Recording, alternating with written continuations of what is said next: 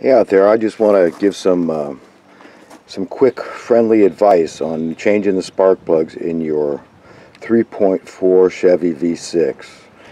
And the front plugs are pretty self-explanatory. It's very tight spaces, but it's doable. Now, what I got for this job, got this set at Harbor Freight, but you know, get them wherever you want. It's called the hose grip pliers.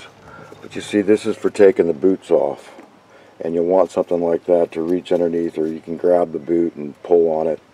But it's very difficult to do it by hand. Sometimes they get stuck on there, melded on, and I struggled with a couple of them. Now, it's been 123,000 miles since I changed the spark plugs in this car. I think the manual recommends every 100,000. I did find the gaps had gone from 60.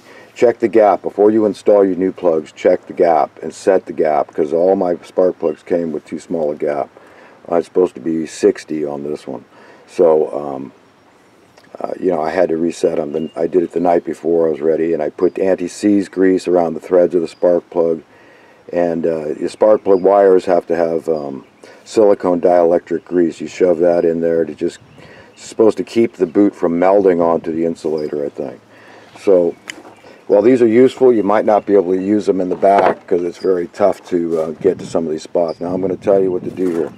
You want one of these straps that's ratcheting strap. Okay, it's got two hooks, and one you're going to put like right here around the engine, and you keep the ratchet part on top. It's the short end of this thing, comes apart, and then the other end you hook underneath the car, and it's easy to find a spot underneath the car. You just right here, there's spots you can see. Right there's not a lot of weight. It's not like finding a jacking point, but you know, you can put it in, and because all you're doing is supporting the motor. But what you're going to do then is take out these dog bone struts, one bolt, one nut on each side here. So have it supported with the ratcheting strap so that the motor doesn't tend to fall back. It's got a motor mount underneath that supports it, and it's got a transmission mount on this side that supports it. And they will give you give, but the trick is what you're trying to do is pull the motor forward to give you a little room back here, because you can see it's extremely tight back here. Some more advice I would give is just take your alternator out. I didn't see anybody doing that, but I would recommend that. First, of course, you've got to disconnect your battery supply. So, you know, disconnect at least the negative, get that away from it.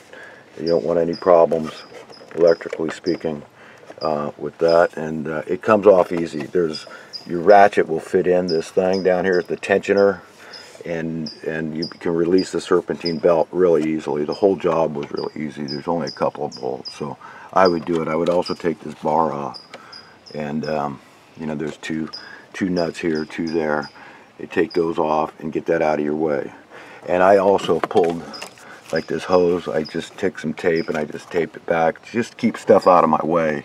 And I probably disconnected yeah, at least one connector here, because I needed it just out of my way.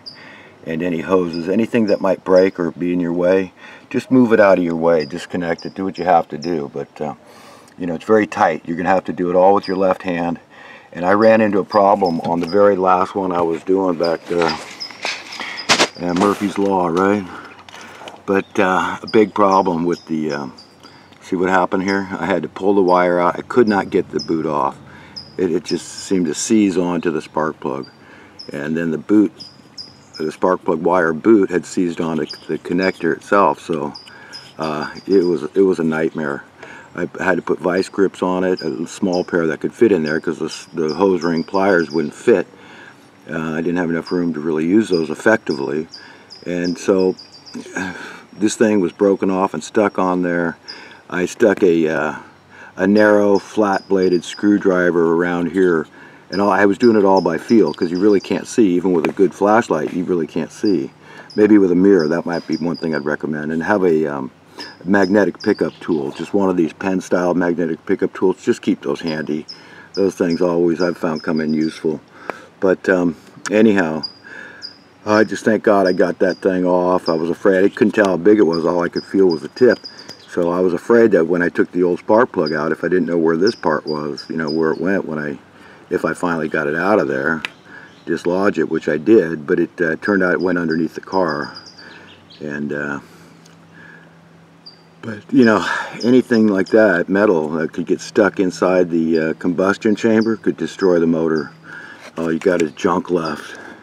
These engines are built to go about 450,000 miles from experts I've talked to. If you change oil regularly, I just set my trip meter. I also mark it down when I change in my maintenance records, but if you you know, set the trip meter, then at the at the push of a button, you can know just how many miles you have on your oil. Now another thing, I would do one wire to one plug at a time so you don't get confused. I took a pad and I made a diagram, and I also used a marker and I marked everything as I took it off, and just so I did not get confused and end up putting the wrong wire in the wrong coil terminal. There's 3 coil terminals here, and so make sure everything is snug before you put it back together, and you should have no problem. And your job should be easier than mine, and because you know, taking off that alternator should give you a lot more accessibility, and it does come off easy, believe me.